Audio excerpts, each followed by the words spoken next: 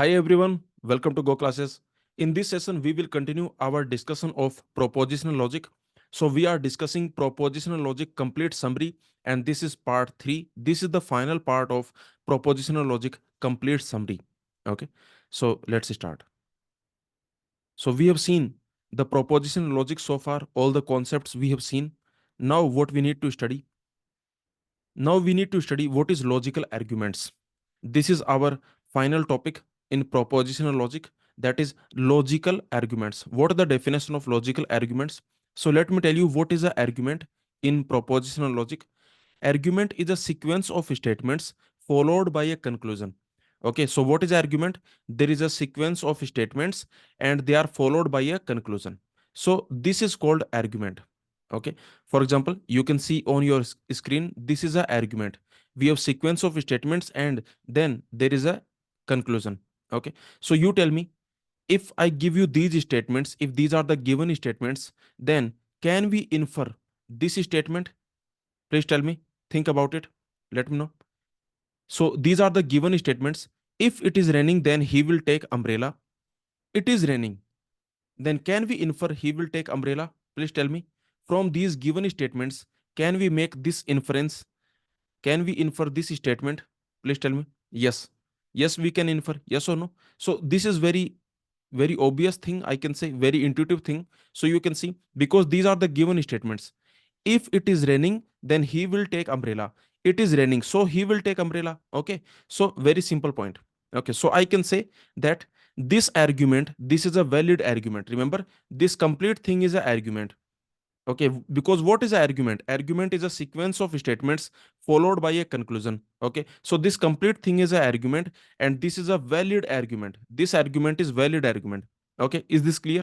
So remember, in an argument, what we have? We have a sequence of statements. You can see this is our statement one, this is our statement two, and there is a conclusion. Okay, this is our conclusion. Very simple. So this complete thing is argument, and this is a valid argument. Now tell me about this one. If these are the given statements, then can we infer this statement? See, these are the given statements. If it is raining, he will take umbrella. It is not raining. Then can we make this inference that he will not take umbrella? Tell me. If it is raining, then he will definitely take umbrella. It is not raining. So can we infer that he will not take umbrella? No, we cannot say yes or no, because remember, if it is raining, he will take umbrella, but it is not raining. So because it is not raining, so we cannot say whether he will take umbrella or not. Okay, maybe because of some other reason he can take umbrella. Yes or no? Maybe there is, I can say, 47 degrees, I can say, temperature. Okay, so because of other reasons, maybe he can take umbrella. Yes or no? So we cannot infer. Can we infer? The answer is no. Yes or no? Can we infer? The answer is no. So very simple point. Can we infer this statement? And the answer is no. So finally, I can say that this argument, this is a invalid argument. Yes or no? Remember, this is an argument. Argument is a sequence of statements followed by a conclusion. So remember, this is an argument, but this is invalid argument. This argument is not valid. This is an invalid argument. Okay, very simple point. So in an argument, you can see there are sequence of statements. You can see these are sequence of statements, and there is a conclusion. Finally, we have a conclusion. Okay, what about this one? Please tell me. From these statements, can we infer this statement? If these are the given statements, then can we infer this statement? Let me know. So you can see these are the given statement. If you have access to the network, you can change your grade.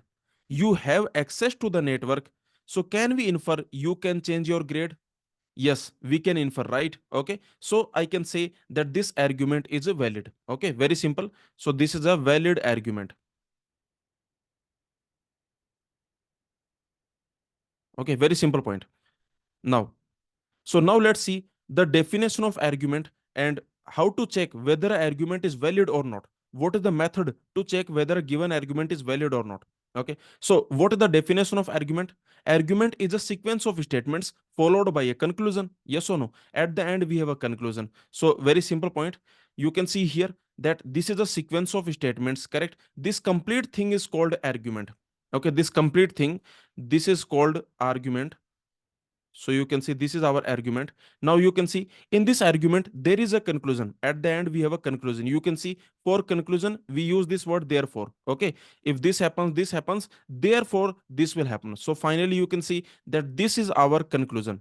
Okay. You can say that this is conclusion, or you can say this is consequence. Okay. And these given statements are called premises. These two given statements, this is a given statement, this is a given statement, these are called premises, or you can call them hypothesis.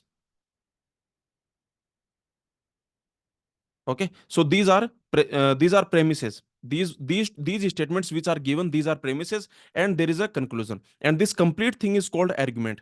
Okay. And remember, every argument is either valid or invalid. Okay. So, for example, on your screen, this argument is invalid. Now, how to check whether a argument is valid or not? So, what is the definition? Let me tell you the definition. If you have an argument, you can see sequence of statements. There is a conclusion. There are premises. Now you can see this argument is valid. When can I say this argument is valid? This argument will be valid if whenever all the premises are true, whenever all of them are true, then the conclusion must be true. Okay, if you assume all the premises are true, then the conclusion must be true. Is this clear? So, very simple point. This is the definition of validity of argument. So, when can I say argument is valid? Argument is valid if whenever all the premises are true, then the conclusion must be true. Is this clear? Remember, when all the premises simultaneously, when all are simultaneously true, okay, when all the premises are simultaneously true, then conclusion also must be true.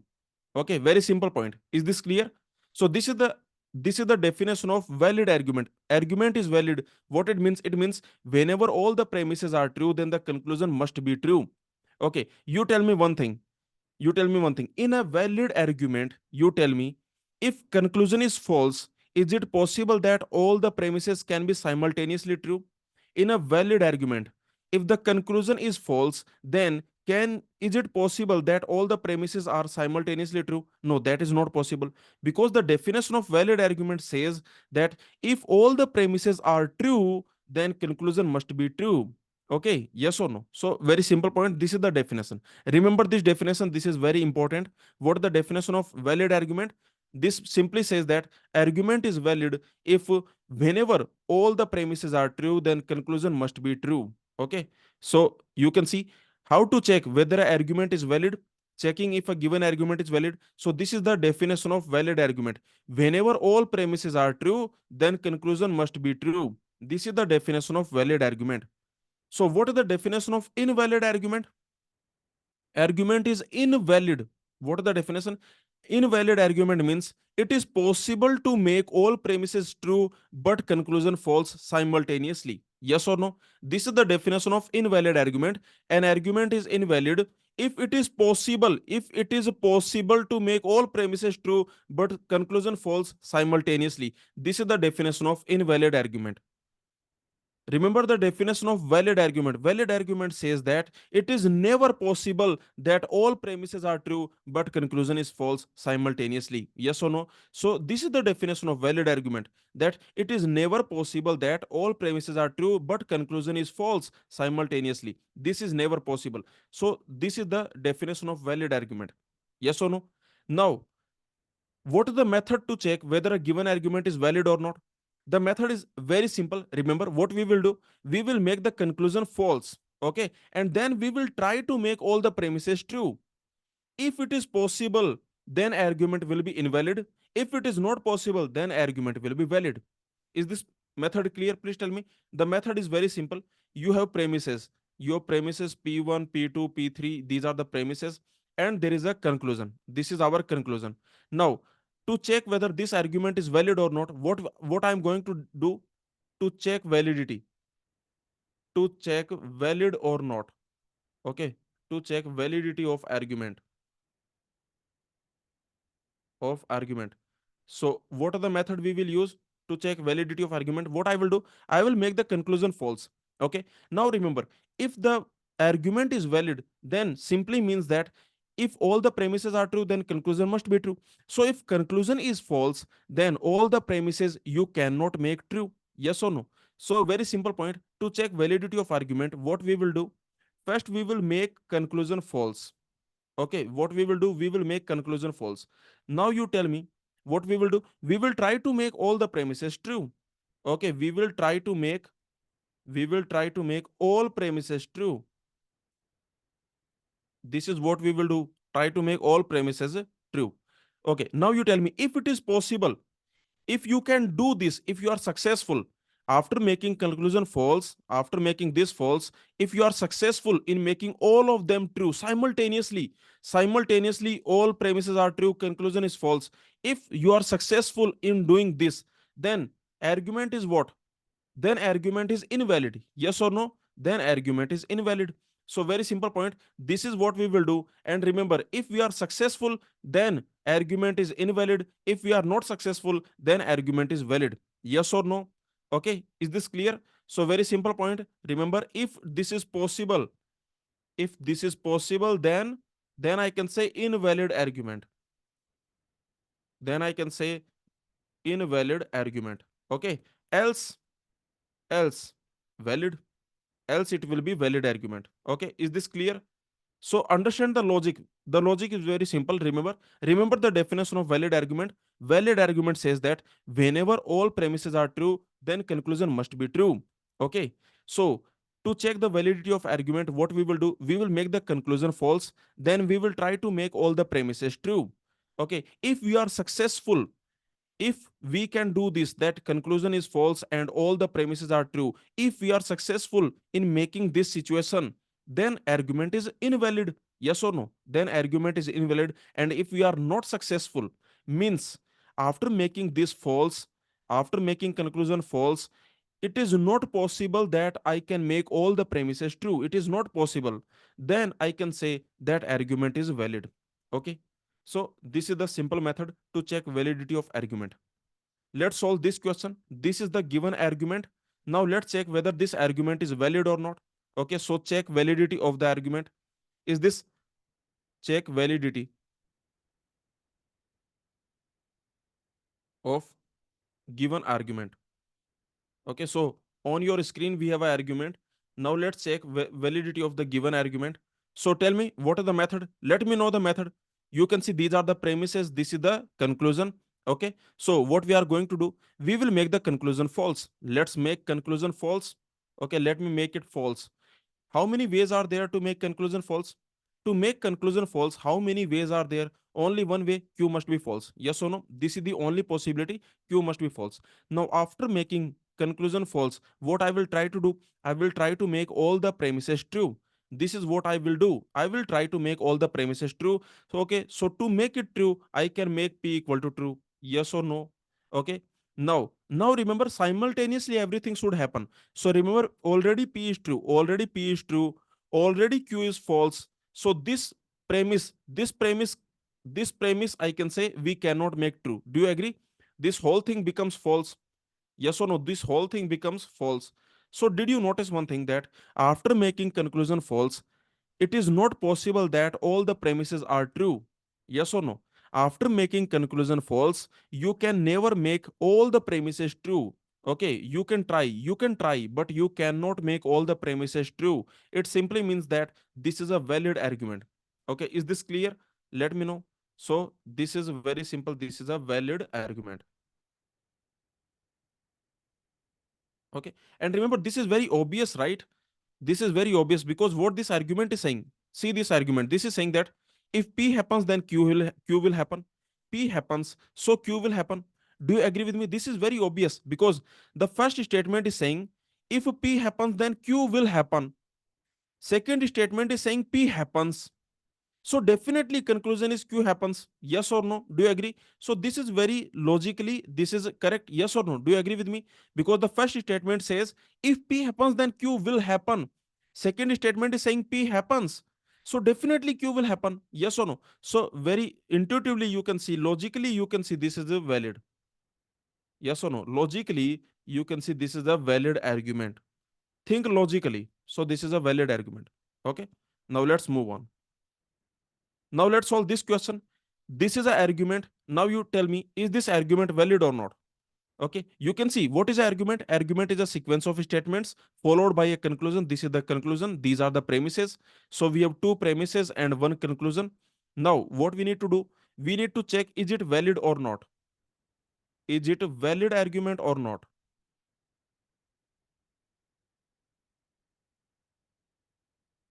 Okay, let me tell you one thing. Let me tell you one thing, that see, this is in the English language, yes or no? These are the English statements. So let me tell you, this argument first you convert into propositional logic.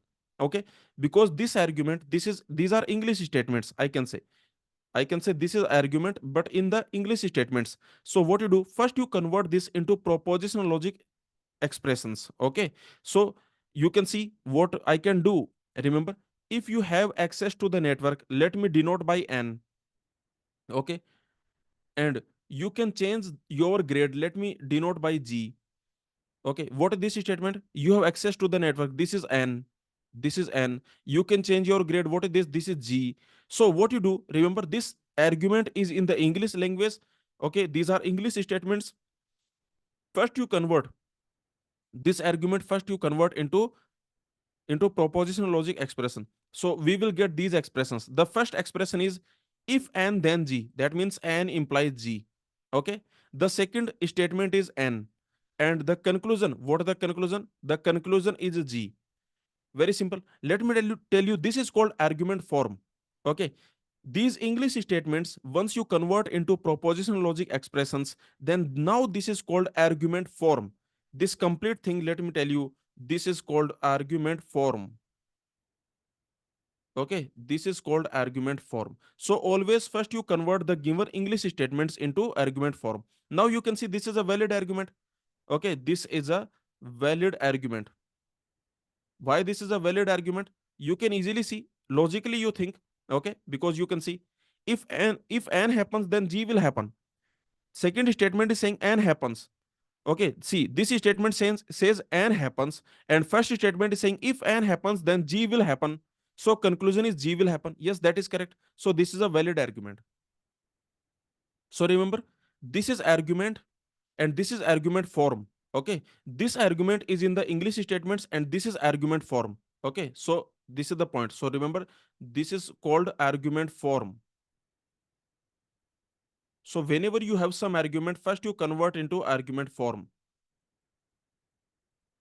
Now let's solve this. Is this valid argument or not? Tell me, is this valid or not? Check it.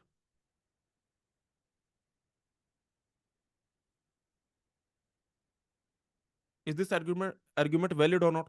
Very simple method. I told you. What is the method? Make the conclusion false. Okay, make the conclusion false. Let's make the conclusion false. Okay, so let's do this. I'm making conclusion false. Tell me how many ways are there to make conclusion false? I want to make this conclusion false. How many ways are there to make conclusion false? Only one way. Only one way. R must be true. Yes or no? Agree? R must be true. If R is true, then this conclusion will be false. Okay? Very simple. R must be true. Now, what I will do, I will try to make all the premises true. These premises, I will try to make them true. Okay? So, if I want to make all of them true, then what I will do, this Q, I will make it true. Okay? Now, you can see I want to make all of them true. Remember. Okay? Already you can see that R is true. R is true. So, this thing will be false. R is already true, so this thing is false. Okay, and you can see false implies anything that is true. False implies anything that is true. Okay, so this second statement has also become true. Correct? The second statement also has become true. Okay, next, what about the first statement? Now remember, so far we have not assumed what is P, because remember, when R is true, then this negation R will be false. False implies anything. False implies anything. False implies anything. This complete thing is true. Okay, this complete thing, that is true. So now you can see, now I want to make the first statement true. So what I can do, I can simply make P false. Yes or no? I can simply make P false. Okay, what I can do, I can make P false. Do you agree? If I make P false, then this entire statement will become true. Okay, so what we did, notice what we did. After making conclusion false, we have made all the premises true. So this argument is invalid. Do you agree with me? What we have done, remember here what we have done this, that we have made conclusion false. This conclusion, we have made it false. Okay, and all the premises we have made them true. All the premises are true. So simultaneously we have done this. So what it simply means, this simply means invalid argument. Yes or no? So this argument is invalid. Okay, is this clear? Please tell me on your screen. This argument, this is a invalid argument. Okay, so invalid.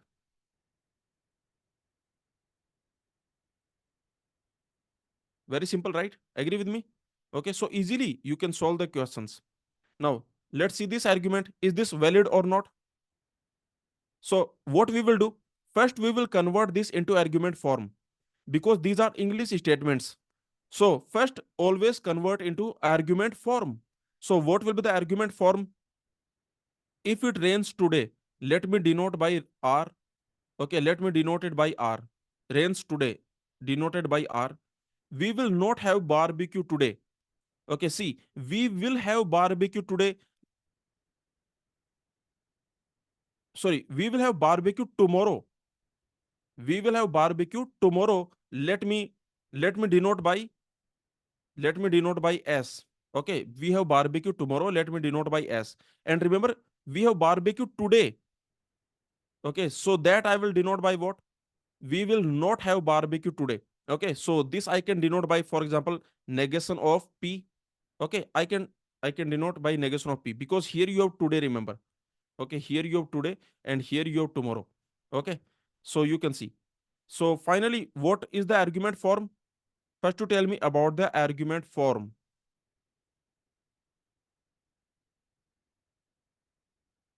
What is going to be the argument form? Argument form is, you can see, if R then negation P. Yes or no? So R implies negation P. R implies negation P. Okay. Then you have, if we do not have barbecue today, means negation P implies then we will have barbecue tomorrow. Negation P implies S. And what is the conclusion? What is the conclusion? Conclusion is therefore. See, this therefore indicates conclusion. Yes or no? This therefore indicates conclusion. So therefore, if it rains today, then we will have barbecue tomorrow. Okay. If it rains today, then we will have barbecue tomorrow. So this is the argument form. Do you agree? Please tell me. See, this is the given argument. Now first you convert this into argument form. Okay, you have to take care one thing. Remember, this statement has barbecue tomorrow and this statement has barbecue today. So they are different statements. Okay, here you have barbecue tomorrow and here you have barbecue today. So they are different statements. So this is the argument form we got. Okay, now once you have the argument form, now you can easily check whether this argument is valid or not. The method is very simple. First, you make the conclusion false. Let me make the conclusion false. You tell me, to make conclusion false, how many ways are there? I want to make this implication false, this conclusion false. How many ways are there? Only one way is there. R must be true and S must be false. Yes or no? If I want to make conclusion false, then this must happen. R must be true, S must be false. Okay, now what I will do, I will try to make all the premises true. Remember, already S is already false. Okay, this is already false. Remember, R is already true. R is already true. Okay, now can I make the first statement true? I will try to make all the premises true. This is what I will try to do. So how to make the first statement true? Okay, because this is already true, so this whole thing must be true. Okay, yes or no? This whole thing must be true. So I can say P must be false. Okay, so P must be false. Now, can I make the second statement true? Okay, remember P is false. So it means negation P, that is true. True implies false. The whole thing is false. The whole thing is false. So did you notice that after making conclusion false, I cannot make all the premises true? Once I make conclusion false, it is not possible that all the premises can be simultaneously true. So this is a valid argument. Yes or no? So this is a valid argument. Is this clear? Please tell me, did you understand how to check whether an argument is valid or not? Okay. So very simple. We have seen what is the definition of argument, what is the definition of valid argument, and how to check whether a given argument is valid or not. So these things we have done. Now let's solve this UGC NET 2015 question. If my computations are correct and I pay the electric bill, then I will run out of money. If I don't pay the electric bill, the power will turn off. Therefore, if I don't run out of money and power is still on, then my computations are incorrect. So this argument is given to us. Okay, remember this. Therefore, this indicates conclusion. So this statement is a conclusion and the remaining statements are premises. Okay. Now, convert this argument into logical notations using CBRP for propositions of computation, electric bills, out of money, power, respectively. Okay, so the question is asking what is the argument form. Remember, the question is simply asking what is the argument form. Okay, yes or no? Question is asking question is asking for simple argument form. The question is not asking whether the argument is valid or not. This is simply asking for argument form. Okay, so let's see what will be the argument form. Then we will also check whether this argument is valid or not. That also we will do. Okay, but first let's see what is the argument form. Okay, so you can easily see the question is saying that my computations are correct. Okay, the question is saying denote this by C, because the question is saying that variable C is for computations. Okay, use the variable C for computations. Okay, so if my computations are correct, okay, for this I will use the variable C. Next you can see I pay electric bills. For this, you use the variable B, because the question is saying use variable B for electric bills.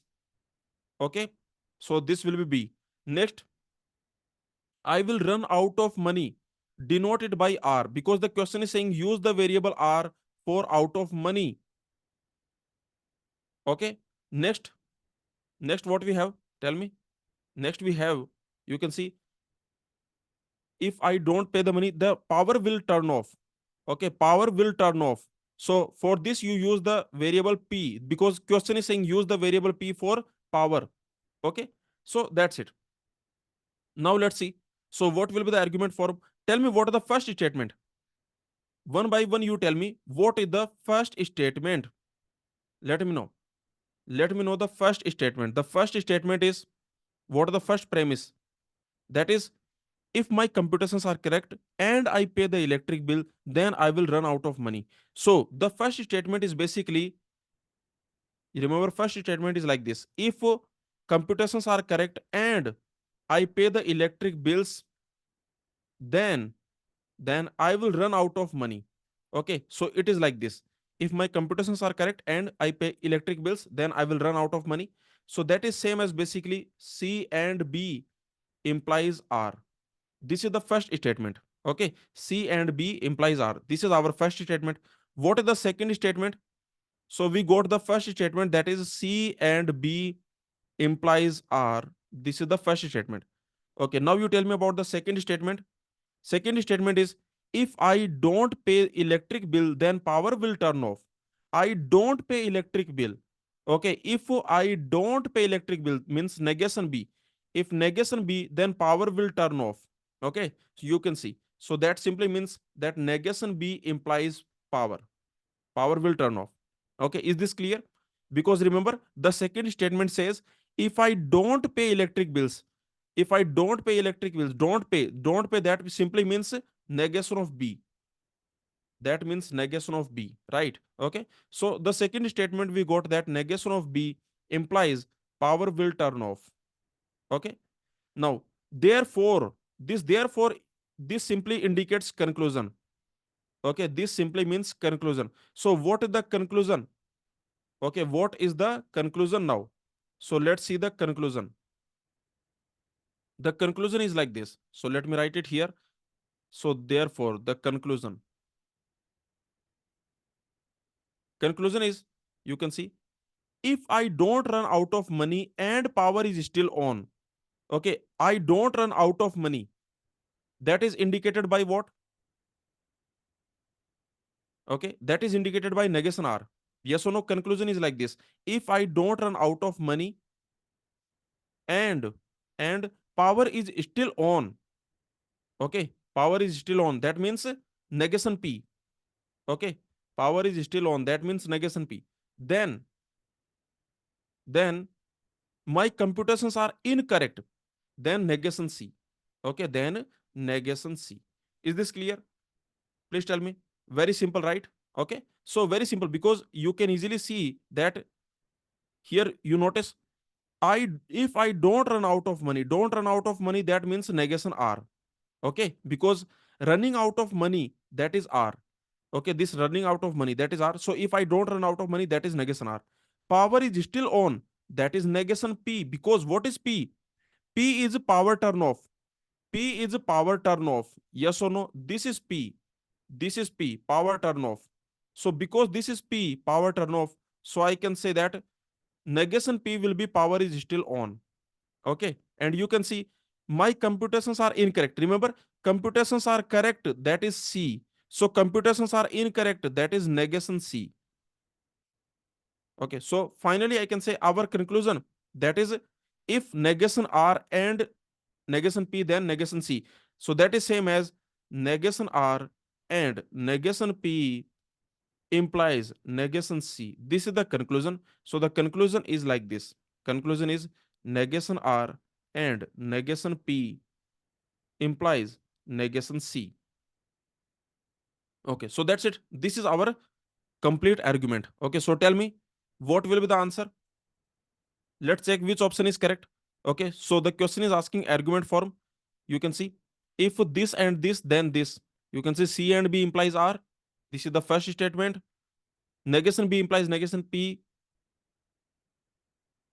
Negation B implies negation P. Then negation R and P implies yes. Actually, what they have done, notice, see, this is not a very good question. This is actually poorly framed question, because you can see that what they have done. Let me tell you what they have done. They are using P for power is turned on. See what they are doing. Notice, they are using power is still on. For this, they are using P. Okay, yes or no? For this, they are using P. But actually, in the question, they are not given this information. Yes or no? See, in the question, they are saying that for power statement, use P. But there is power statement here and there is power statement here. Is this clear? See, in the question, there are two power statement. One power statement is this, another power statement is this. And the question is saying use P for power statement. Now we don't know for which one we use variable P. Yes or no? We don't know whether to use P for this or whether to use P for this. Now, from the options, you can easily see from option A, you can easily see from option A that they are using variable P for power is still on. So power is still, or power is turned off, that will be negation P.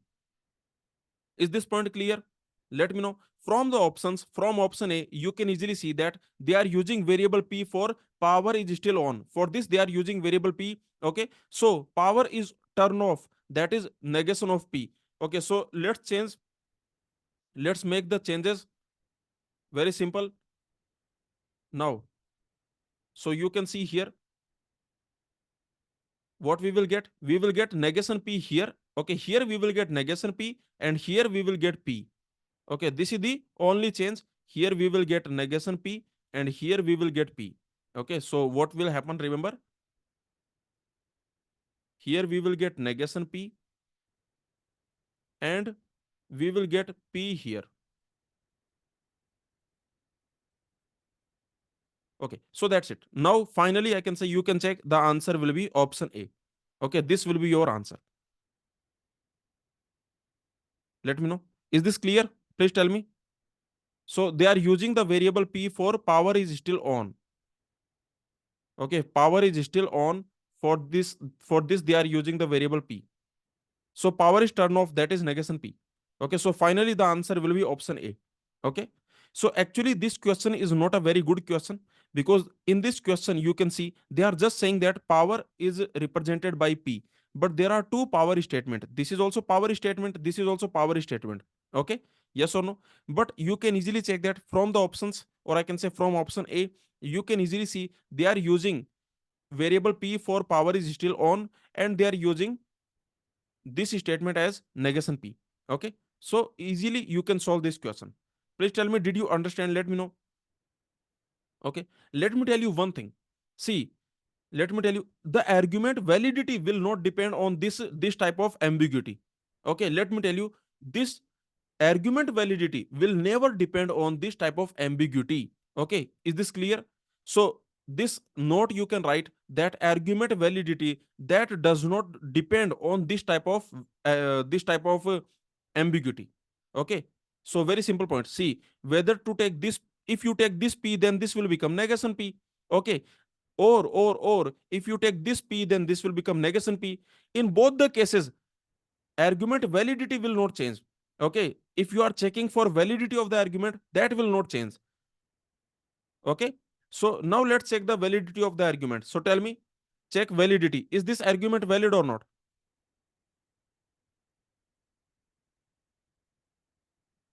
So first of all, what is the argument? The argument is like this. We have C and B implies R. This is our one premise. Next, another premise is negation B implies negation P. This is another premise. Okay, and you can see the conclusion, that is negation R and negation P implies, negation R and P implies negation C. Okay, is this clear? So this is the argument form. Now you check the validity. So what we are going to do to check the validity, what we are going to do, we will make the conclusion false. Okay, let's make conclusion false. So tell me, how many ways are there to make conclusion false? How many ways are there to make this conclusion false? If you want to make implication false, then LHS must be true, RHS must be false. Okay, so to make this conclusion false, remember this RHS must be false, so C must be true. Okay, and LHS must be true. LHS must be true. Tell me, how many ways are there to make AND true? When this AND will be true, this AND will be true if both of them are true. Means P must be true. Okay, and remember this negation R must be true. That means R must be false. Okay, is this clear? So this is the only way to make conclusion false. If you want to make conclusion false, then this is the only way. Now what we will do, we will try to make all the premises true. Okay, now let's see. Remember, already R is false. This R, this is already false. Okay, already P is true, so negation P will be false. Okay, you can see C is already true. C is already true. Okay, so now you tell me. Now let me know. So let's make all the premises true. Now tell me how to make this premise true. This second premise, how to make it true? Already RHS is false. So if I want to make this entire thing true, okay, then what I need to do? This LHS must be false. Yes or no? Because already RHS is false. So if I want to make this entire implication true, then this LHS must be false. That simply means that B must be true. Okay, yes or no? That simply means that B must be true. Okay, so we got B is true. We got this B is true. Okay, now you tell me, what about the first premise? Now the first premise is false. So can you notice, after making conclusion false, we cannot make all the premises true? Yes or no? After making conclusion false, it is not possible that all the premises are true simultaneously. So this is a valid argument. Okay, so this is a valid argument. Very simple. Okay, now let's move on. Now let's see what is rules of inference. What is this topic? Rules of inference. Okay, there are some rules for inference. What are these rules of inference? So this is very simple. Some popular and frequently used valid arguments have fancy names. Okay, there are some valid arguments which are very popular and they are frequently used. Okay, let me tell you, these valid arguments, they are also used in our legal system. Okay, in the court also, in the court also, this type of valid arguments are used. So remember, very simple point, there are some valid arguments, they are very popular, they are very frequently used, so we have given them fancy names. These fancy names are rules of inference, that's it. Okay, so very simple point. Okay, you can see. So what is the rule of inference? If someone asks you rule of inference, these are fancy names, these are fancy names, because these arguments, they appear in the real life, okay, very frequently. Okay, so very simple point, if someone asks you what the definition of rule of inference, then you can say that some valid arguments, they are very popular, they are frequently used in the daily life. Okay, so we have given them fancy names. These fancy names are called rule of inference. Okay, now let's see some of them. For example, let me tell you, look at this argument. P implies Q, means if P happens, then Q happens. P happens.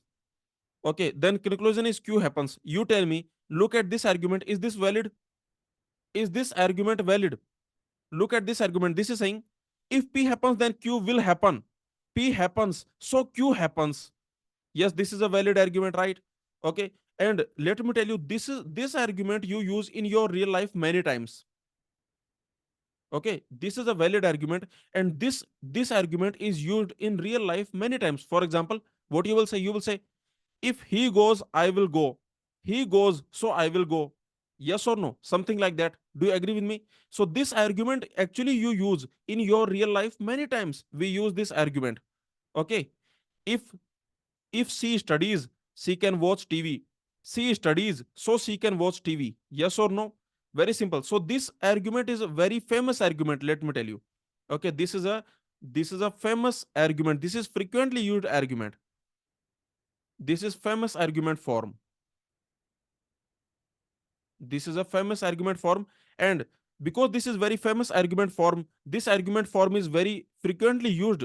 So we have given this a fancy name, and that is modus ponens. This fancy name we have given. So this argument form has this name modus ponens. Okay. Actually, these names are not important for the GATE exam, but in other exams like UGC NET, NEET, in these exams, they can ask you these names also. Okay, in the ISRO exam also, they can ask you these names. But from the GATE exam point of view, these names are not important. Okay, but still you can remember this name modus ponens, because let me tell you, this modus ponens, this word is used in court also. Okay, whenever there is some legal fight, then also this modus ponens, this word is used sometimes. Okay, so this is a very famous, I can say, famous argument form, and this is the name modus ponens. Okay, so this modus ponens, this is a rule of inference. This is the rule of inference, because I told you what is a rule of inference. These are fancy names given to some famous arguments. Okay, so very simple. Now let's see the second. The second is modus tollens. Now consider this argument. If P happens, then Q happens. If P happens, then definitely Q happens. Q does not happen. So can I say P does not happen? Tell me. First of all, you check, is this argument valid or not? Look at this. This argument, is this valid? Is this valid or not? Tell me. Check, is this valid? See, argument is very simple. We are saying if P happens, then definitely Q happens. Q does not happen. Can P happen? If P happens, then definitely Q will happen. Q does not happen. So can P happen? No, P cannot happen. Because remember, if P happens, then Q will happen. And we are already saying Q does not happen. So P cannot happen. So yes, this is a valid argument. Is this a valid argument? Yes, this is a valid argument. Okay, you can also check this like this. See, make the conclusion false. Okay, make it false. If you make it false, then what it means? It means P is it true. Okay, yes or no? It means P is true. Now you try to make all the premises true. Okay, now let's try to make all the premises true. To make this true, Q must be false. Yes or no? So to make this true, Q will become false. If you want to make it true, then Q will become false. Already P is true. Yes or no? So entire thing, this entire first statement, this has become false. So notice, after making conclusion false, we cannot make all the premises true simultaneously. So this argument is a valid argument. Okay. Now let me tell you, this is also very famous argument. This is also very famous. in your real life, do you use this argument form? Do you use in your daily life, in your real life? This is a very famous argument form. We use it. For example, see, like this: if he does my work, then I will give him some rupees. He does not, he did not do my work, so I will not give him rupees. Okay, something like this. Yes or no? Okay, like this: if he does work, sorry, like if I give him money, then he will do my work. Okay, he did not do my work, so I will not give him money. Okay, something like this. Okay, so you can see that this is a famous argument form. Okay, and the name of this argument form, that is modus tollens. Modus tollens. Okay, this is a very famous argument form. P implies q, q does not happen, so p does not happen. Okay, this is called modus tollens. Now let's see the next one. This is also very famous, that is hypothetical syllogism. Okay, this is the next one: hypothetical syllogism. This is also called transitivity of implication. Okay, this is also called transitivity of implication. This is basically your hypothetical syllogism, or I can say law of syllogism. Law of syllogism. Okay, what is this hypothetical syllogism? Let me tell you. This argument is like this: if P happens, then definitely Q will happen. If Q happens, then definitely R will happen. So can I do this conclusion that if P happens, then definitely R will happen? Think logically. Is this argument valid? Yes, this is a valid argument. Think logically what we are saying. We are saying that if P happens, then definitely Q will happen. If Q happens, then definitely R will happen. Now, conclusion is this. What is the conclusion? Conclusion is, if P happens, then remember, if P happens, then Q will happen. If Q happens, then R will happen. So finally, R will happen. Yes or no? So very simple point, that this argument is valid. Okay, yes or no? This is a valid argument. Okay, this is a valid argument, and this is called transitivity of implication.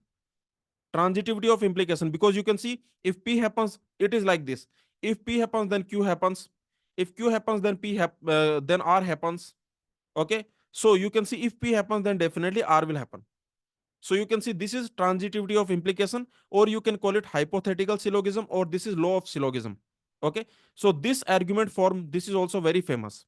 Only these three names are important. Remember, modus ponens, modus tollens, and hypothetical syllogism. Only these are important. There are many other. Okay, let me tell you one more important one, that is resolution. Law of resolution. Okay, resolution, or I can say law of resolution. These names are important.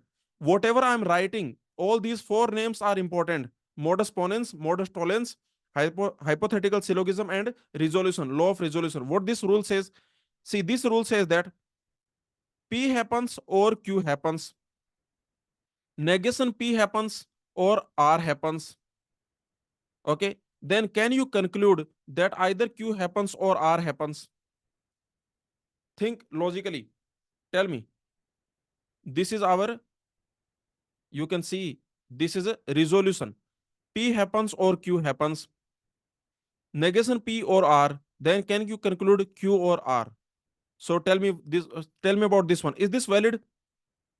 First you check, is this valid argument or not? Okay, check validity. Let's check this is valid or not. First you think logically. Okay, tell me logically, you think we are saying one of them happens. Yes or no? P happens or Q happens. And here we are saying that one of them happens, means P does not happen or Q happens. Now you tell me, whatever you do, tell me, if P happens, let's assume P happens, let's assume P happens, then can I say, if P happens, then R will happen? Do you agree? If P happens, then definitely from here R will happen. If P happens, if P is true, then this will be false, so R will be true. Okay, yes or no? So you can see, if P happens, then R will happen. Okay, and if P does not happen, then Q has to happen. So whatever you do, If P happens, then R will happen. If P does not happen, then Q will happen. So Q or R will definitely happen. So yes, this is a valid argument. Okay, think logically. If you don't want to think logically, then just apply our method. Make the conclusion false. Okay, let's make conclusion false. If you want to make this false, then how many ways are there? I want to make Q or R false. How many ways are there? There is only one way. Q must be false and R must be false. Yes or no? To make conclusion false, this is the only way. Okay, you can see Q must be false, R must be false. Okay, now you make all the premises true. Remember, already Q is false, already R is false. Okay, now let's try to make all the premises true. To make the first premise true, what we need to do? I want to make the first premise true, so P must be true. Now you can see already P is true, so this will be false. So this second premise becomes false. So did you notice, after making conclusion false, we cannot make all the premises true. So this is a valid argument. Okay, is this clear? And this argument is called law of resolution, or I can say resolution. Okay, is this clear? This argument we are saying P or Q, negation P or R. So Q or R. So Q or R. This is law of resolution. Okay, so that's it. We have seen all these important rules of inference. We have seen every important rule of inference. We have seen there are some more. There are some more rule of inference. Their name is not important. Let me tell you some more rules of inference. Okay, their names are not important. For example, let's see this one. For example, if P happens, then can I say P or R will happen? Tell me, if P happens, then can I say P or Q will happen? Tell me, look at this argument. Is this valid? This argument, is it valid? If P happens, then can I say P or Q will happen? Yes. If this is true, then definitely this will be true. Yes or no? If this is true, then definitely this will be true. So this is a valid argument. Okay, you can see. You can see this. Very simple. So this is another valid argument. Okay. Anyway, name is not important, but this also has a name. This has the name addition. You can see if P happens, if this is true, then definitely this conclusion will be true. Okay, so this is the name addition, but names are not important. So I'm not writing the name. This is just a rule of inference. This is just, I can say, valid argument. Don't worry, name is not important. Only four names are important. What are these? Which four names you have to remember? Modus ponens, modus tollens, hypothetical syllogism, and resolution. Okay, only those four names are important. This is just a valid argument. Okay, name is not important. For example, another valid argument, like I can say P happens, Q happens, then can I say P and Q will happen? Is this valid? Is this argument valid? P happens, Q happens, then can I say P and Q will happen? Yes, this is also valid argument. Yes or no? Because if this is true and this is true, then definitely conclusion will be true. So this is another valid argument.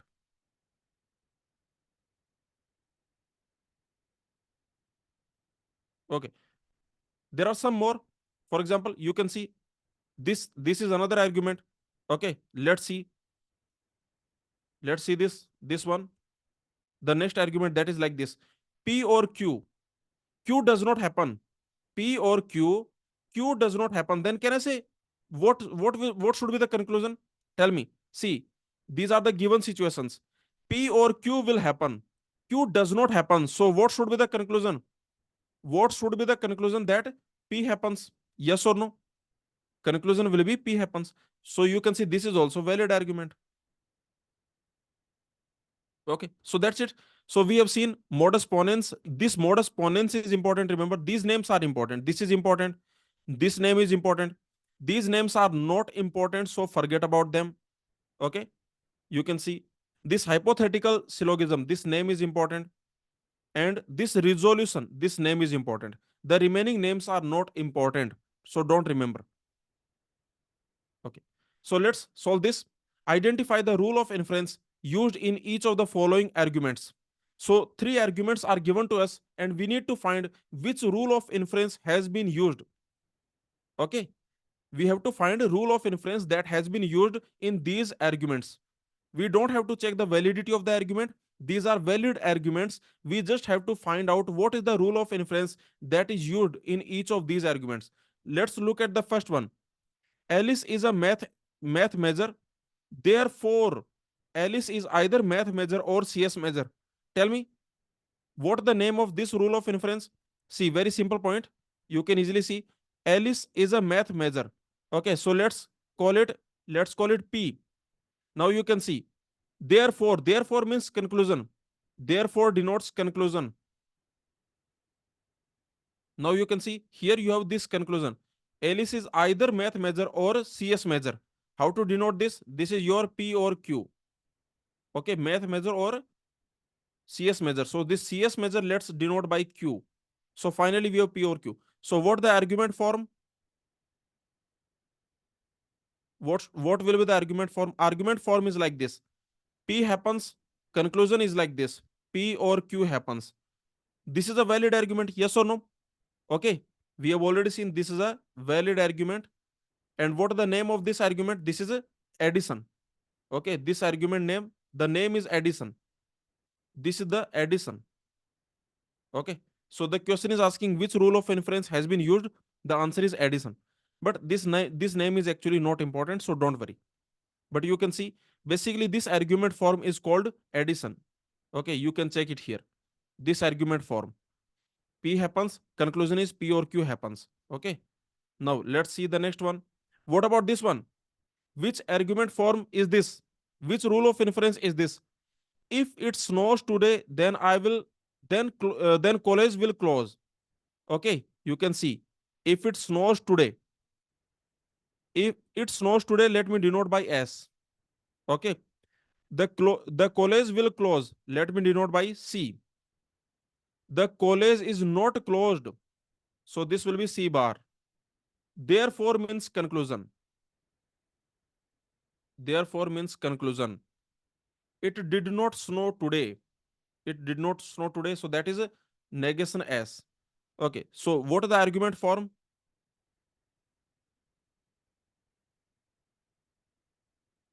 This argument form is like this. If S, then C. C does not happen. Conclusion is S does not happen. This is modus tollens.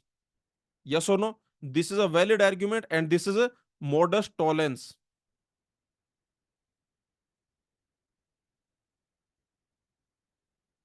Let's see the next one. What about this one? If I go swimming, then I will stay in the sun too long, for too long. You can see, means if I go swimming, then I will stay in the sun for too long. Okay. Next, you can see, if I stay in sun too long, then I will sunburn. If I stay in sun too long, then I will sunburn. Okay, is this clear? So you can see, if you go swimming,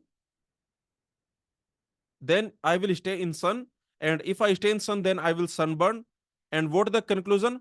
Therefore means conclusion. What the conclusion? If I go swimming, then I will sunburn. Okay, swimming implies sunburn. Tell me, this argument form, have you seen this argument form? P implies Q, Q implies R. So P implies R. This is a transitivity of implication.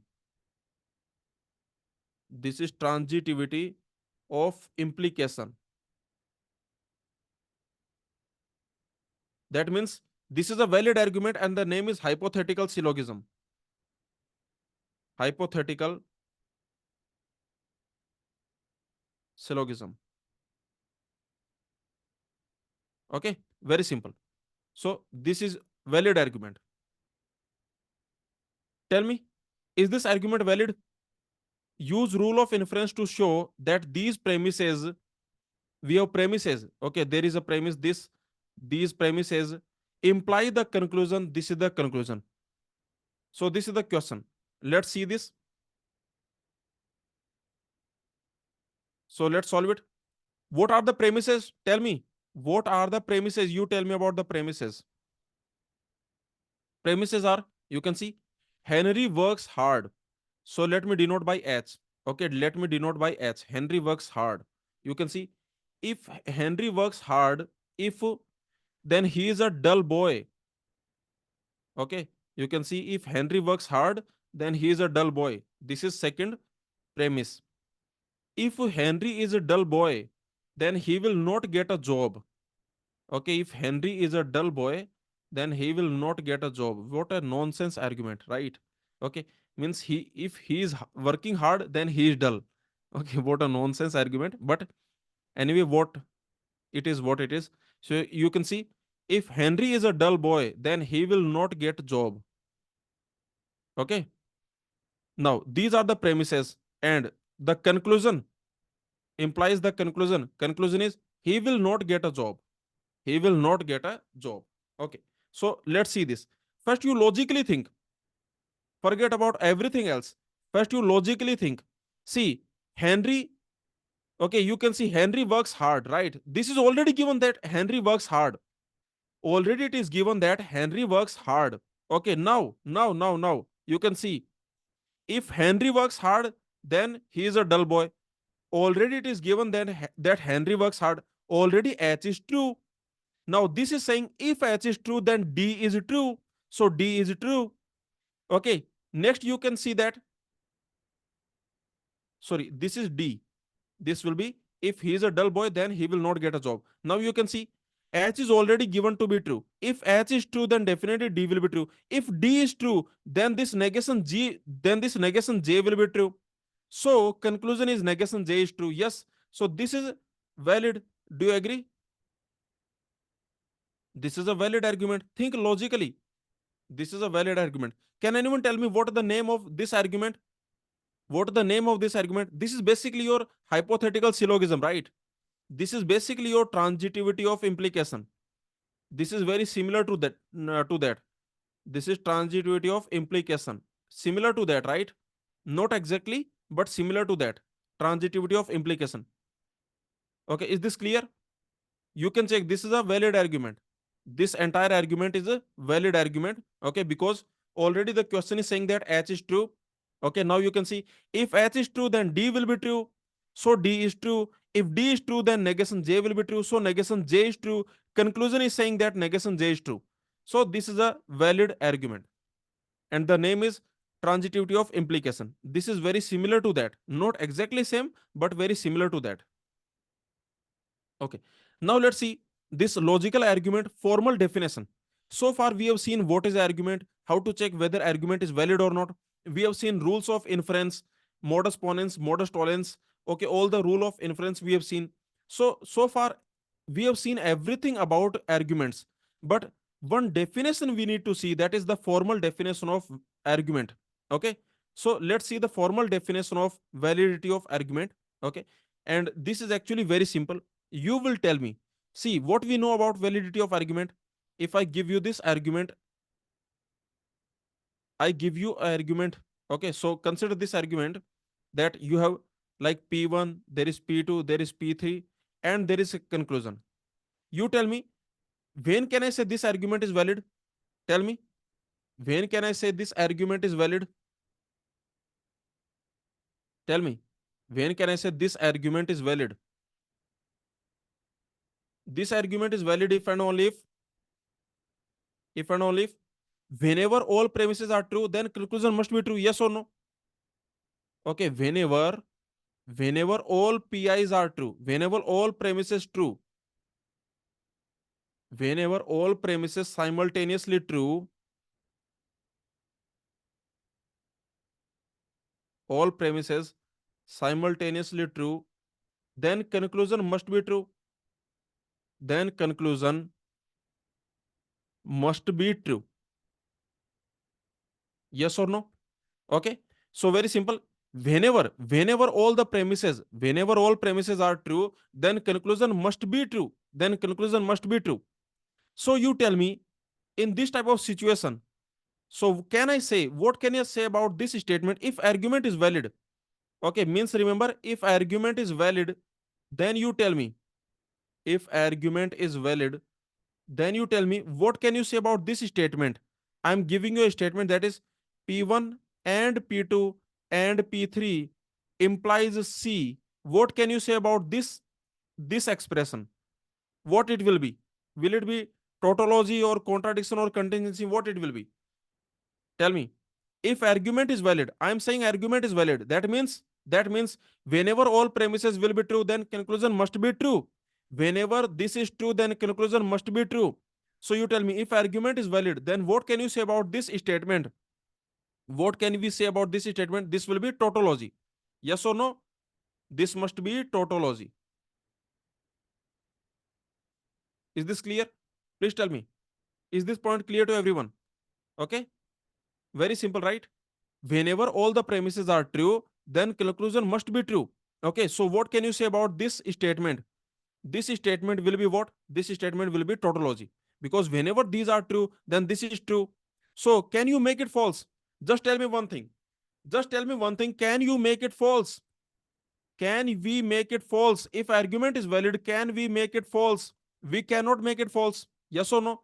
If argument is valid, then we cannot make it false. Because if you want to make it false, then you have to make all the premises true and you have to make conclusion false. But if the argument is valid, then we cannot do this. We cannot make all the premises true and conclusion false. Yes or no? So this is a tautology. Is this clear? So remember the final thing. Argument is valid. Remember, argument is valid if and only if this equation, which equation? P1 and P2 and P3, all the premises implies conclusion. This must be a tautology.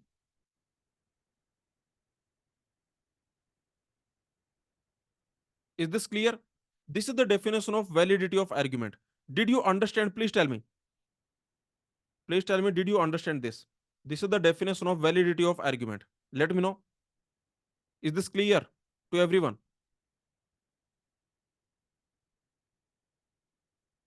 Okay, so remember, argument is valid if and only if this expression is a tautology. Okay, you can see it is very simple, because if argument is valid, that simply means whenever all the premises are true, P1 and P2 and P3, whenever all premises are true, conclusion must be true. So this expression must be tautology. Okay, so this is the definition. Remember this definition. This is important. They can ask you this definition also.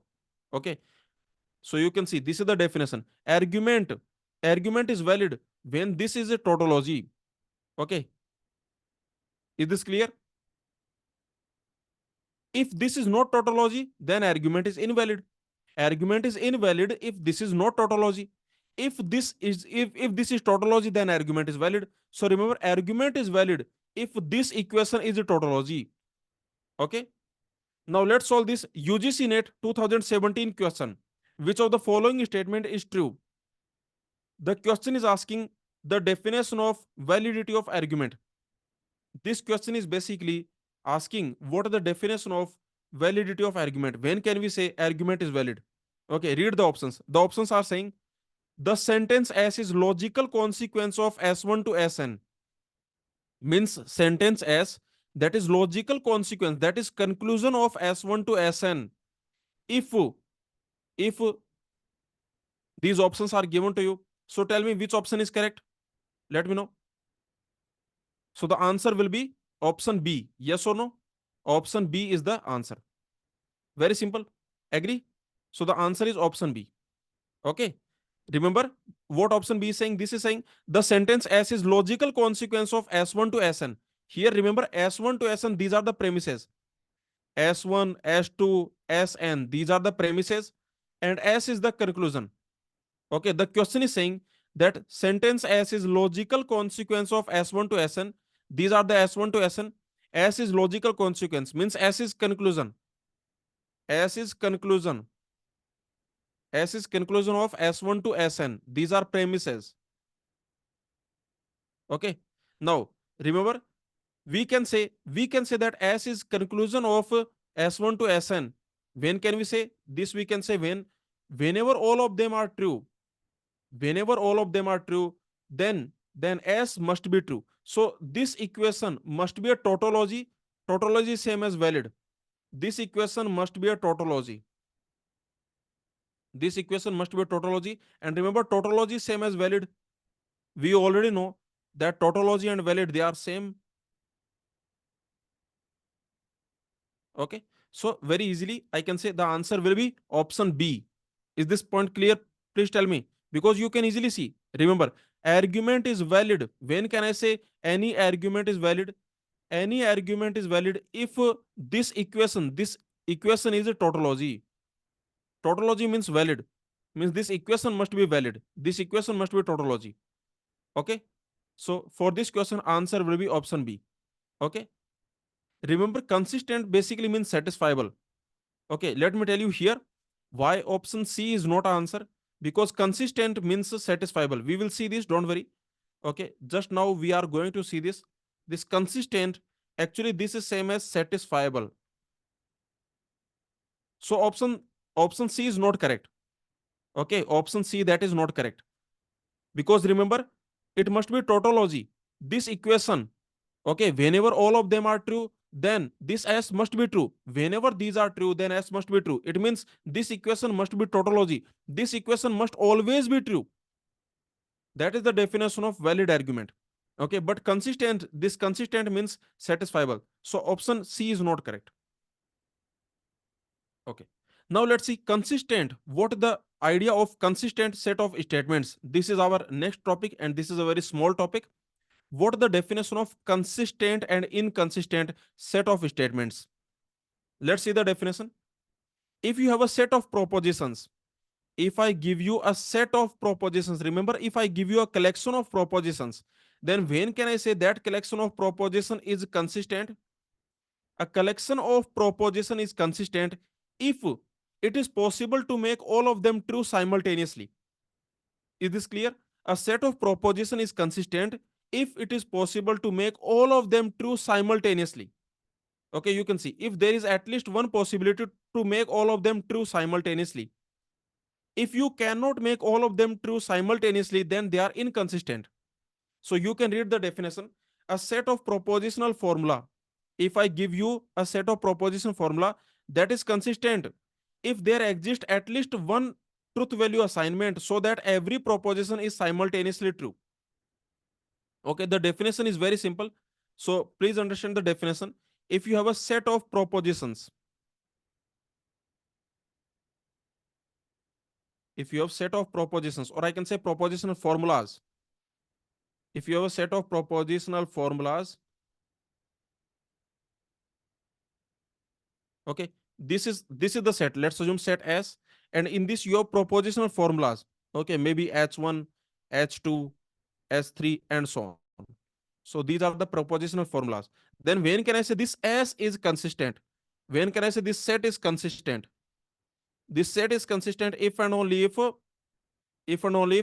we can make all of them true simultaneously. If and only if it is possible, remember, if we can satisfy all of them simultaneously.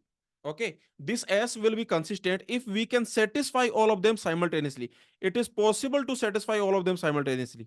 Okay, if it is possible to make all HI true simultaneously. So this is similar to satisfiable definition. Do you agree with me? So this definition is similar to satisfiable. This consistent, this is similar to satisfiable. Okay, because what we are doing, this system, this set will be consistent if it is possible to make all of them true simultaneously. It is possible. Means it is possible to satisfy all of them. So consistent is similar to, remember, consistent is similar to satisfiable. Okay, let's check this. You have set of propositions. Is it consistent? I told you that consistent is similar to satisfiable. But here what we need to do? Here we need to satisfy all of them simultaneously. So you have set of propositions, and is it consistent? Let's see. Tell me how you will check. First you convert into argument form.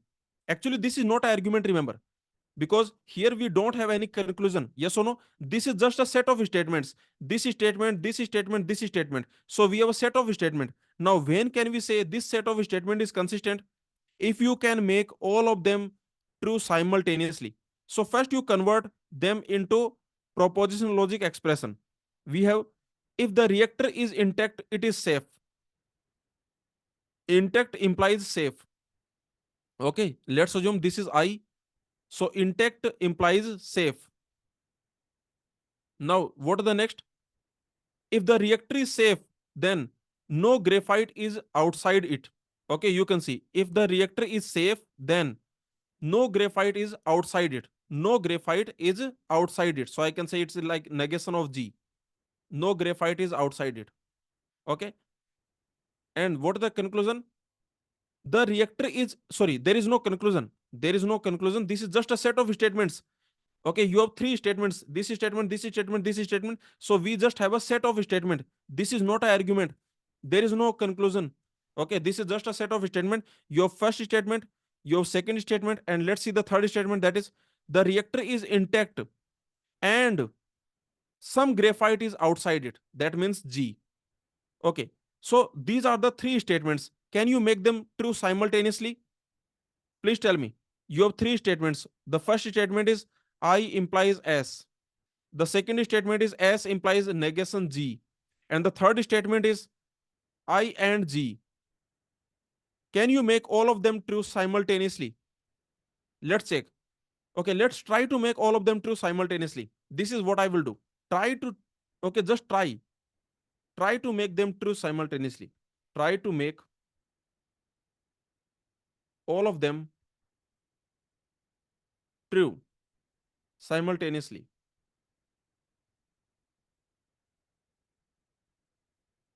Okay, so from which one should I start? Tell me. You have three statements. From which one should I start? I want to make all of them true simultaneously. Okay, I want to make all of them true simultaneously. From which one should I start? Anyone? Any suggestion? Which should I make true first? Yes. Okay, first you make this true. Okay, because there is and here. There is only one way to make this true. Okay, so let's make this true. Let's make this true.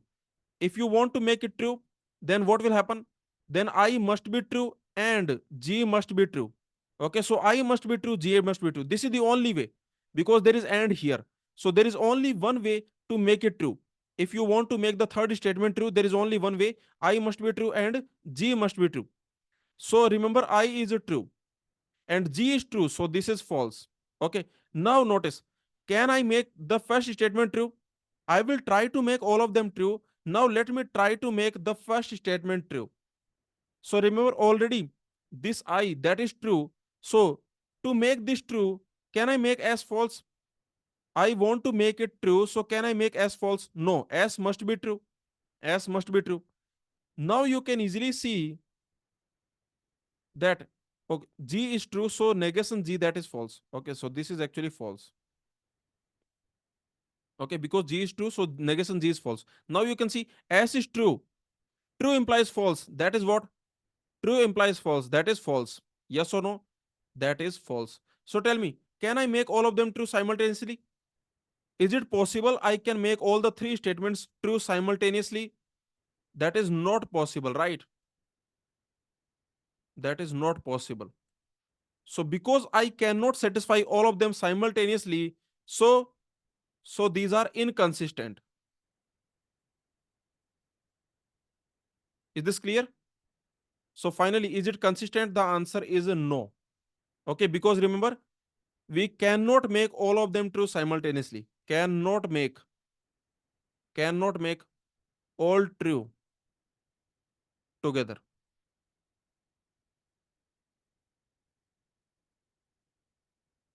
So they are not consistent. I can say they are inconsistent. Okay, let's solve this. Determine whether this is consistent or not.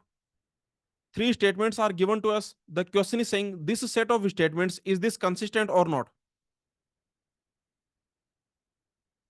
Can I give this question as a homework? Please take this question as a homework. Okay, so solve this question and put your answer in the comments. Pause the video, solve this and put your answer in the comments. Okay, three statements are given to us. The question is asking this set of statements, is this consistent? So what you do, you try to make all of them true. If you can make all of them true, if it is possible to make all of them true, then it is consistent. If it is not possible to make all of them true, then it is inconsistent. Okay, so please comment your answer. I will reply, don't worry. Okay, you just comment your answer and I will reply whether your answer is correct or not. I will tell you. Okay, let's solve this question. First of all, you tell me what this question is asking. Read the question. In an experiment, we asked the participants to consider whether these propositions could be all true at same time. What the question is asking?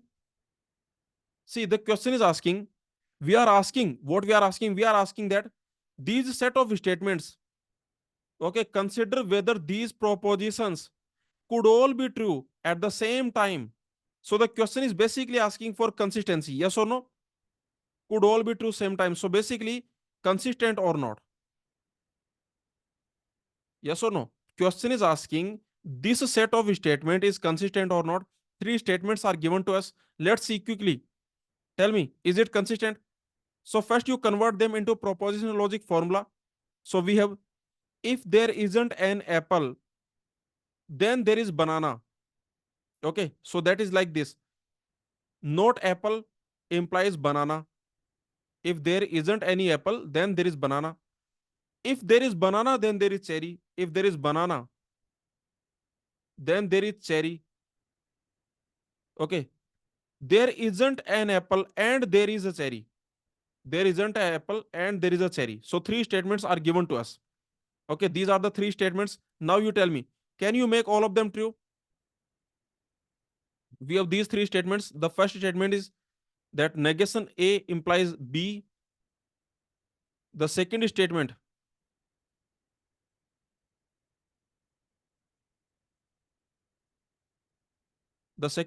is B implies C. And the third statement is negation A and C. Okay, so these are the three statements. Let's try to make all of them true. Okay, so let me start with the third statement because this is and. So there is only one way to make it true. If I want to make it true, there is only one way. Both must be true, means C must be true and negation A must be true. So A must be false. Okay, yes or no? So very simple. If I want to make the third statement true, then this must happen. C true, A false. Now remember, already C is true. Already A is false. So this will be true. Okay. Now let's make the first statement true. Let me make the first statement true. So remember, already this is true implies B. So can I make B false? No, I cannot make B false. To make the first statement true, this B also must be true. Now you can easily see B is already true. True implies true, that is true. So can you notice? Yes, they are consistent. I can make all of them true. So they are consistent, right? Did you notice? I have made all of them true. This is also true. This is also true. This is also true. So these are consistent set of statements. Yes or no? Very simple. So finally, I can say, could you make all of them true simultaneously? The answer is yes. Okay. Consistent, the answer is yes.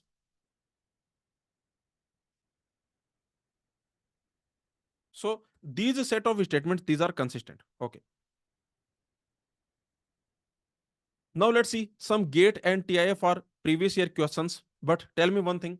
Our propositional logic complete summary is over. We have seen all the concepts in propositional logic, everything we have seen. Please tell me, did you understand? Let me know. Our complete summary of propositional logic is over. Now we can solve, you can solve each and every GATE previous year question, each and every TIFR question. So basically any propositional logic question you can solve. Okay. So let's solve some GATE and TIFR previous year questions from propositional logic. Let's start with this question. This is GATE DS and AI 2024 question. GATE DA 2024 question.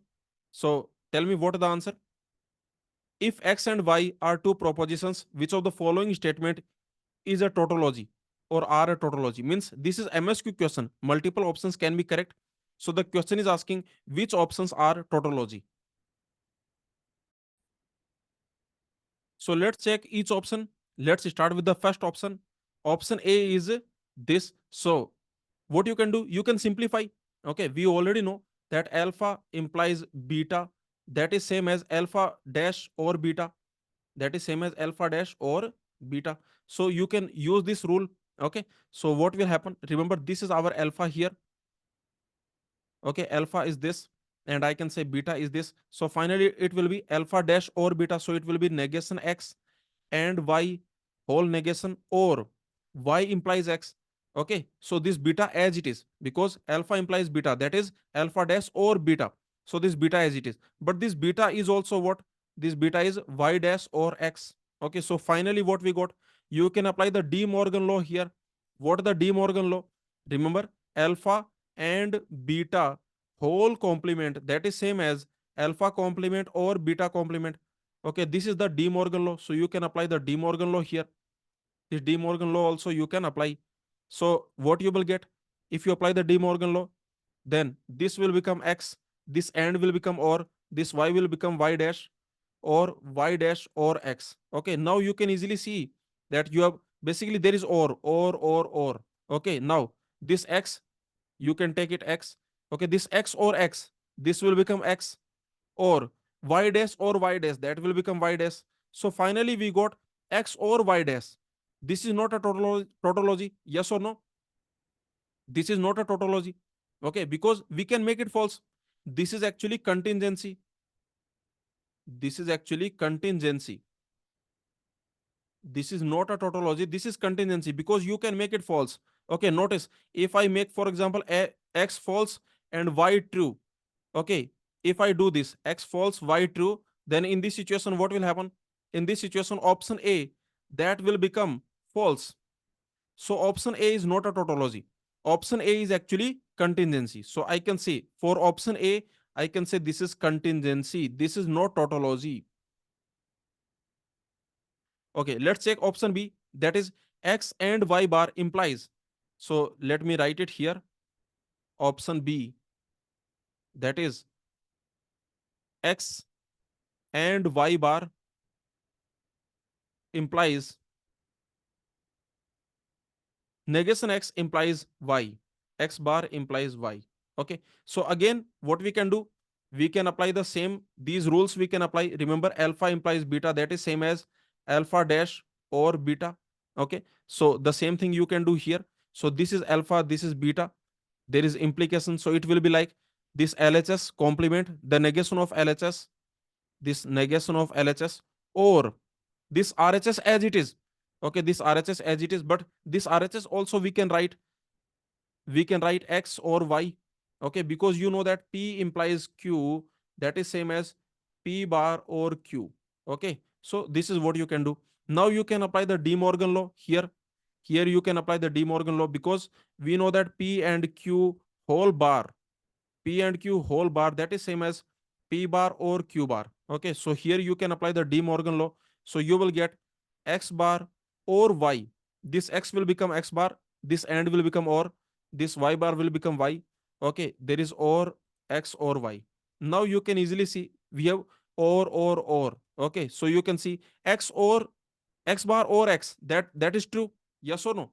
You can see x bar or x, or y, like this we can write. Now you can notice that x bar or x, that itself is true. True or anything.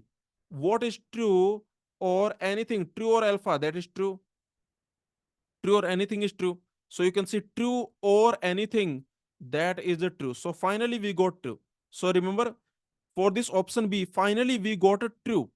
This option B, that is equivalent to true, I can say that option B, that is equivalent to true, means option B is always true.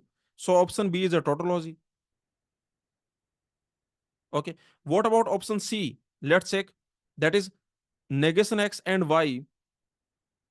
Option C, that is negation x and y implies, negation x implies y, implies negation x implies y.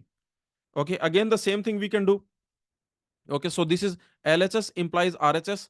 So this is basically at LHS negation or RHS. Okay, so it will be LHS negation or RHS as it is. So this RHS also we can write as LHS negation or RHS. So that will be X or Y. You can apply the De Morgan law here. Okay, if you apply the De Morgan law, then it will be X or Y bar. Okay, there is x or y. So you can see there is or. Now finally what you can do? See, this is y bar or y. Y bar or y, that is true. Yes or no? You can write it x or y bar or y. Now you can easily see that this itself is true. True or anything. Okay, true or anything. That is a true. So finally we got true. So remember option C is equivalent to true. So I can say that option C that is equivalent to true means option C is always true because it is always true. So option C is also tautology. Okay. What about option D? That is X and Y bar. Let's check for option D also. That is X and Y bar implies Y implies X.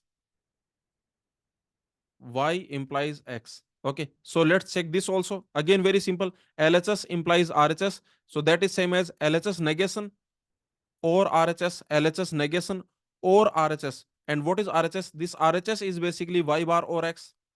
Y bar or X. Okay, you can apply the De Morgan law here. So it will be X bar or Y or Y bar or X. Okay, so finally here what we got, you can see there is X bar, there is X. So that itself is true. Or you can see that this itself is true. This itself is true. And remember there is or here, or here, or here. So true or anything, that is true. So finally we got a true. So option D is always true. We can see that option D that is equivalent to true. Okay, when you simplify option D that is equivalent to true. So option D is always true. So option D is tautology. Okay. So remember option B, C, D. For this question, answer is option B, C, D. Okay. And remember tautology, another word is valid. Valid and tautology, they are same. So in the question, if they ask you which is valid, if they ask which is valid, then the answer will be option B, C, D, because valid and tautology they are same concepts. Okay. And what is option A? Option A is contingency. Option A is neither tautology nor contradiction. Option A is contingency. So this is our GATE DA question. Let's solve this NILIT exam question. Given the truth table of binary operation dollar, this truth table is given to us. Identify the matching boolean expression. First of all, you tell me, is there any boolean, is there any binary operation dollar? Is there any operation dollar? No, the definition is given to you. Remember, a new operation they are defining, and for that operation, the truth table is given to us. So, what you need to do, you need to analyze the truth table, okay, and then you find out what is this binary operation dollar in terms of our regular operations, okay, our regular logical connective like and, or, implication, by implication, XOR. So you can see from this truth table, you find out the behavior of this new binary operation dollar. Okay, many times in the questions in the GATE exam, in any exam, many times what they do, they create a new terminology, they create a new operation, and for that operation they will give you the definition. So here this definition of dollar is given to us. Now we have to do the analysis and we have to find out what is this dollar. Okay, so let's look at this truth table. Okay, and from the truth table, you tell me what is this dollar. See, the truth table is like this: X, Y, X dollar Y. Okay. Next, you can easily see here that first of all, is this truth table in the standard order?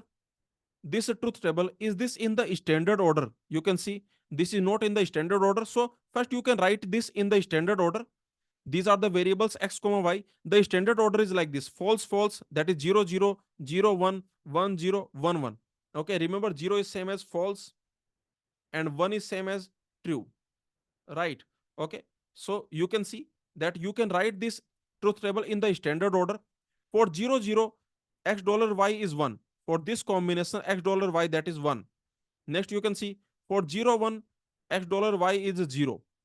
Next, for the remaining two X dollar Y, that is 1, 1. Okay, now can you tell me this dollar is what operation? See, do you notice this truth table? Do you remember any truth table from this one? Implication, right? Yes or no? But here you can notice this is the only possibility where this dollar is false. This dollar is false only in this case. Okay, see, this truth table is similar to implication. You can see there are three true. 1 1 1 and there is only one false. This is the only case where this dollar is false. Okay, remember this x dollar y, that is false only when x dollar y, that is false only when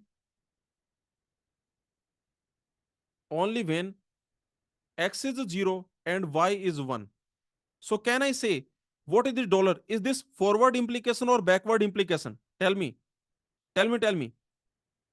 This dollar, this is forward implication or backward implication?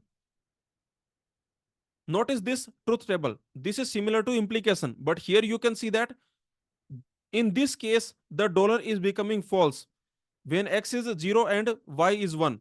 So you can easily see, do you agree with me that x dollar y, this is same as y implies x? This is same as y implies x. Do you agree that this is same as y implies x? What I'm saying, please understand. Because if you make the truth table for y implies x, y implies x, y implies x. Okay, remember, y implies x. I can write it like this also, that y implies x. Both are same. Okay, these two things, they are same. So you can see if you create the truth table for y implies x, then also you will get the same. So this is what I'm saying. In simple words, remember, I can say that dollar is same as this backward implication. This is the conclusion, that dollar, you can replace the dollar with backward implication. Okay, is this clear? Now let's check. Now let's check each option. Each and every option, let's check. So the given statement, first of all, this is what we have found. We have found that this x dollar y, this is same as y implies x. Okay, basically we have found this. We have found that dollar is same as this backward implication. Okay, now let's check each option. So I can say x dollar y, that is same as what? Tell me, x dollar y, that is same as what? That is same as y implies x, and that is same as y bar over x. Yes or no? So very simple, I got that y bar over x. So x dollar y, that is y bar over x. Okay, now let's check each option one by one. The option A, the question is asking which is matching expression. Okay, but we have already found that x dollar y, that is same as y implies x, and that is same as y bar over x. Y bar over x, correct? Okay, now let's see option A, that is x dollar negation y. Option A, that is x dollar negation y. So tell me what this will be. Dollar means that you know that dollar is backward implication. So negation y implies x. Negation y implies x. That is same as what? Tell me, that is same as y or x. So is it same as our given expression? Is it same as our given expression? Tell me. So this is not correct. Okay, yes or no? So you can remove this. What about option B?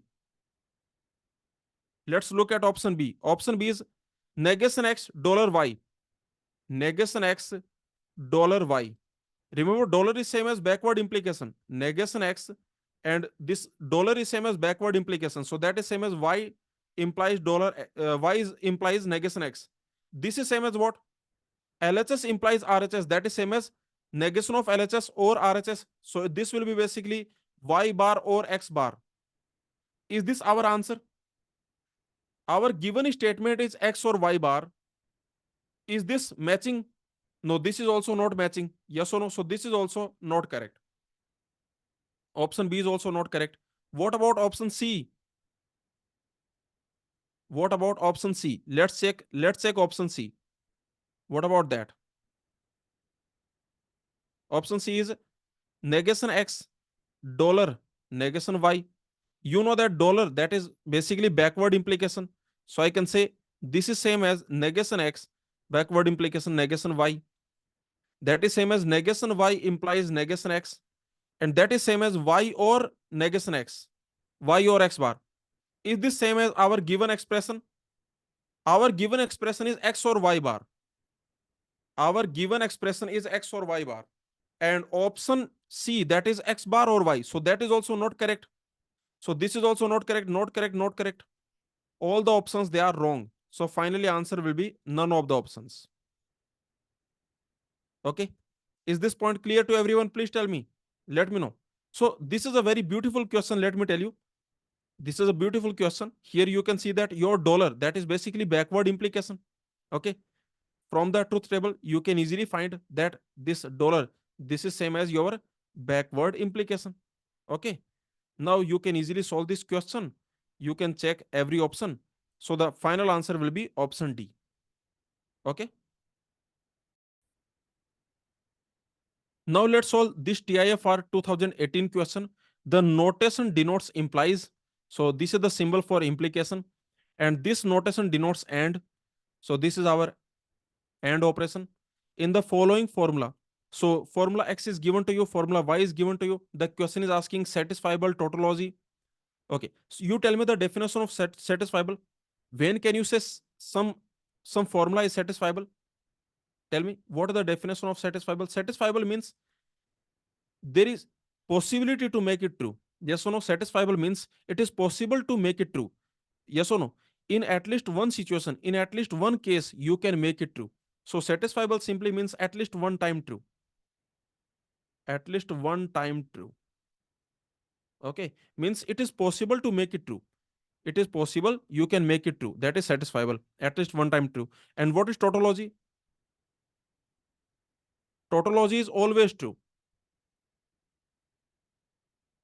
Okay. So now here two formula are given to us. Formula X, formula Y. What is formula X?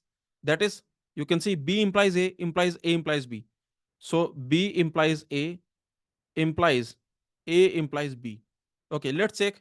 Is this tautology or is this satisfiable? So first of all, you can easily see this is definitely satisfiable, right? Okay, if you take B true, A true, then this will become true. This whole thing will become true. So there is no doubt in satisfiable. Yes or no? There is no doubt in satisfiable. If you put A true, B true, if you put A true, B true, then this entire thing, this X will definitely become true. Okay, because you can make X true. So definitely X is satisfiable. There is no doubt about satisfiable. There is no doubt about satisfiable. But now let's check for tautology or not. Okay, so you can just simplify this. Our formula X is B implies A implies B. This is our formula. Now you can just simplify it. Okay, remember the rule P implies Q. We can write it P bar or Q. Okay, so you can use this rule. Now, if you use this rule, then what we will get? We will get, okay, we will get, if you simplify this, we will get B implies A negation or, or, okay, or this as it is. Okay, so this is A bar or B. Correct? Very simple. Because P implies Q, that is same as P bar or Q. Okay, so you can see this is LHS, this is RHS. So it will be LHS negation or RHS, and this RHS is A bar or B. Now, this B implies A. I can write it B or B bar or A whole bar. Okay, A bar B. Now you can apply the De Morgan law. Okay, just apply the De Morgan law. What is De Morgan law? You can see that De Morgan law, that is, if you have P or Q whole bar, that is same as P bar and Q bar. Correct? So this De Morgan law also you can apply here. Okay, so here you can apply B bar or A whole bar. That is same as B and A bar. B and A bar or B or A bar. Okay. Now let's do further simplification. Okay, let's simplify this further. So what we got? We got this equation, we got B or A bar or B A bar. Okay. Now you can easily see that you can apply the, what you can apply? You can apply absorption property. Yes or no? Here you can apply absorption property. So this will be same as A bar. You already know the absorption law. What is absorption law? Absorption law is like this, that P or PQ, that is same as P. So here also the same thing, A bar or A bar B, that is same as A bar. So finally what you got? Finally you got B or A bar. Okay, this is what you got. So is this tautology? Is this tautology? This is no tautology. You can make it false. See, we can make it true, we can make it false. So this is actually contingency. This is no tautology, this is contingency. This is actually contingency. Remember, contingency implies satisfiable. Contingency implies satisfiable because you can make it true, you can make it false. Okay, you can easily see that if I take, for example, if I make B false, A true.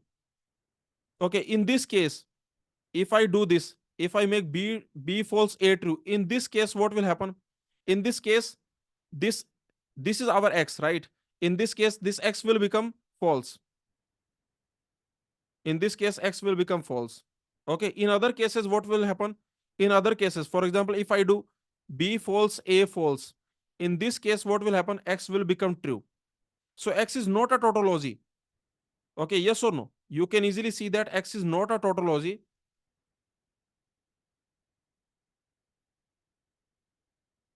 but X is a satisfiable. Okay. Now, what about Y? What about the expression Y? That is A implies B and B. Okay, so let's see this Y also. Y is saying that is A implies B and B. This is our expression Y. Okay, so again, let's simplify this. So you can see what is A implies B, that is A bar or B. Okay, and B. Now you can apply the distributive property. Basically, it will become A bar B or BB. You know BB is same as B, yes or no? So finally you will get A bar B or B. Now you can apply the absorption law. This is your absorption law. You know that P or PQ, that is same as P.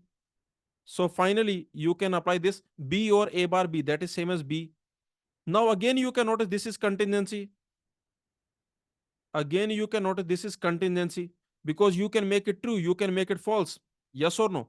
So this is again contingency, right? You can easily see if you make B false, then Y will be false. Okay. And if you make B true, then Y will be true. So what can you say about Y? So Y is not tautology.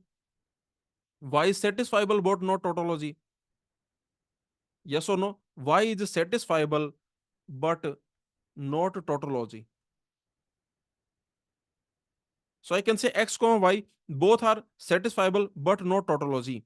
So which statement is true? X is satisfiable, Y is satisfiable, but they are not a tautology. Okay, so you can see option A is wrong, option B is wrong, option D is correct, and option C, option E, they are wrong. So finally, answer will be option D. Okay, you can see option D is correct. X is not tautology and Y is satisfiable. Option D is correct. So finally, remember the answer is option D. Okay, so very simple. Like this, you can solve this question. Okay, so that's it. Our proposition logic is over. We have done many gate and TFR question also we have done. In this session, we have done one TFR question, one NILIT question, one gate question. So in the previous summary sessions also we have done some gate questions. Now let me tell you, after this proposition logic summary, now you can solve each and every previous gate exam question from propositional logic.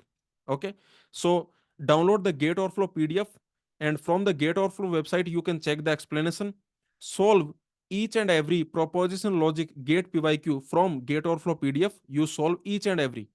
Okay, so I will provide you, don't worry, I will provide you the link for the video solution for all proposition logic gate PYQs. I will provide you. You can check the link in the description. You will find the link in the description for video solution of proposition logic gate PYQs. Okay, for all the PYQs of proposition logic, the link you can find in the description. Okay, thank you everyone. Thank you so much. Please like and comment. Please share your feedback in the comments. Okay, thank you.